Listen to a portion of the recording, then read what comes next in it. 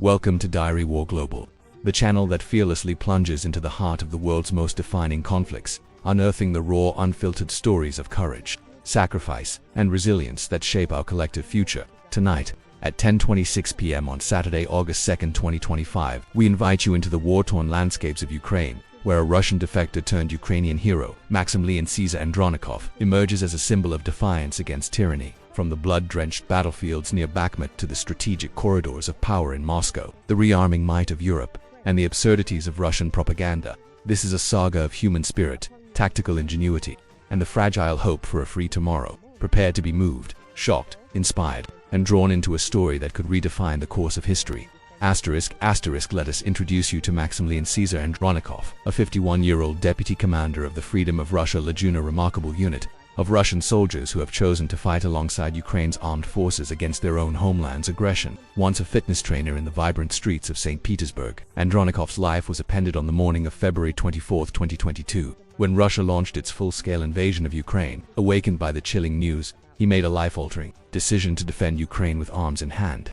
With the unwavering support of his family, his wife, his 2 young daughters, and his aging parents, he fled Russia, crossing into Hungary under the cover of night, evading border patrols to join the fight for freedom. In an exclusive interview with Lord Michael Ashcraftoft, published by The Express, Andronikov's voice trembles with unshakable conviction as he declares, "I am ready to die defending Ukraine and the cause of a free Russia." This is not just a soldier's tale, it's the journey of a man who turned his back on his past to forge a new destiny, a man whose choice echoes with the weight of history.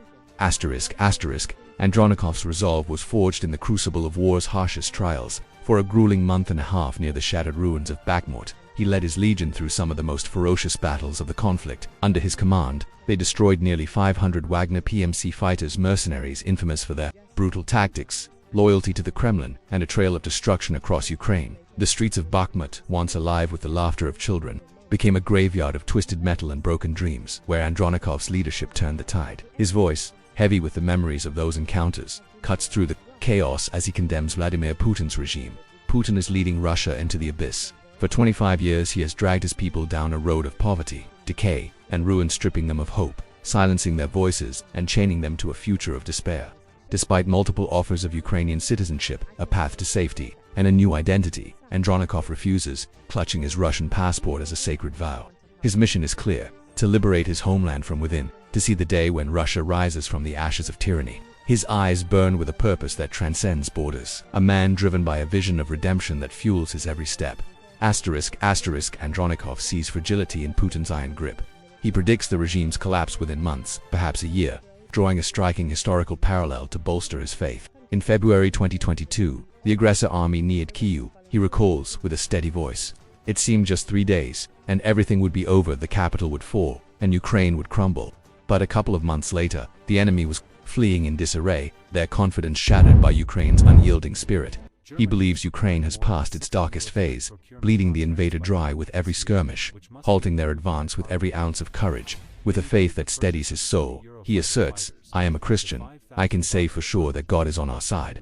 The truth is on our side. We will win no matter how hard it gets, through blood, through tears, through the loss of brothers." And he envisions a tipping point, whether through a surge of internal protests from a weary Russian populace or a military coup within the Kremlin's ranks that will topple the regime. This Putin system will not last a decade. He insists with growing intensity. It has only a few months or a year left. He's throwing everything on the line: resources, lives, his dwindling credibility to control all power. But he will not last long.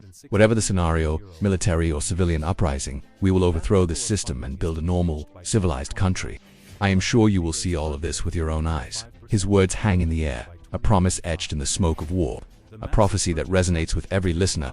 But the war's echoes reach far beyond Ukraine's embattled borders.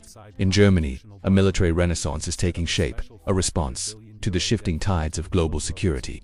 By the end of 2025, more than 60 procurement contracts await parliamentary approval, a bold initiative to fortify Europe's defenses against an unpredictable future. The list is nothing short of staggering: 20 Eurofighter jets to patrol the skies, up to 5,000 Boxer armored vehicles to roll across the continent, and at least 3,500 Patriot J vehicles to bolster ground forces.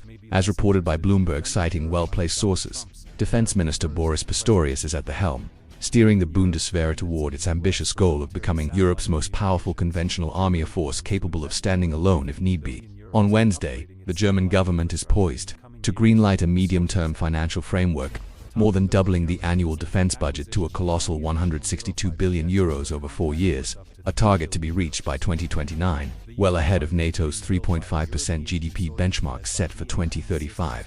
Chancellor Friedrich Merz's ruling coalition has shattered constitutional borrowing limits, unlocking a special €500 billion debt fund to transform the nation's infrastructure, roads, railways, energy grids, and schools, while prioritizing European-made goods to reduce reliance on US suppliers.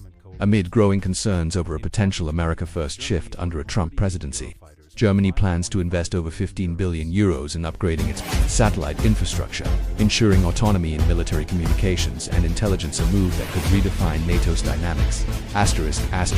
Topping the procurement list is a €3 billion contract for 20 additional Eurofighter jets, a technological marvel crafted by a European consortium led by BAE Systems plc, Airbus SE, and Italy's Leonardo SPA. This follows former Chancellor Olaf Scholz's announcement at the ILA Air Show in Berlin last year. Though funding disputes within the previous coalition delayed progress, Germany's 2020 order of 38 Eurofighters for €5.5 billion now seems modest compared to this expansive vision.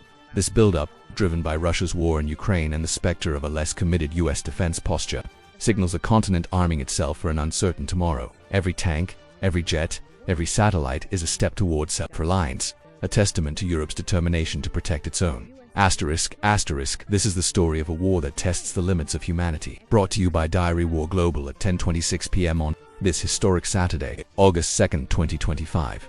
Thank you for joining us on this journey through the heart of conflict. Subscribe now to stay with us as we uncover the hidden truths, the untold stories, and the glimmers of hope that flicker in the darkest times.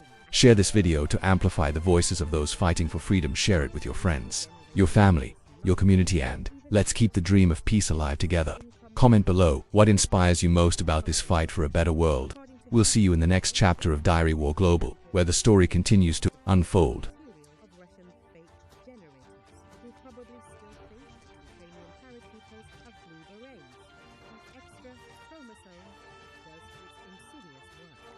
Recall the paratroopers brigade was an elite infantry brigade in the Israel Defense Forces.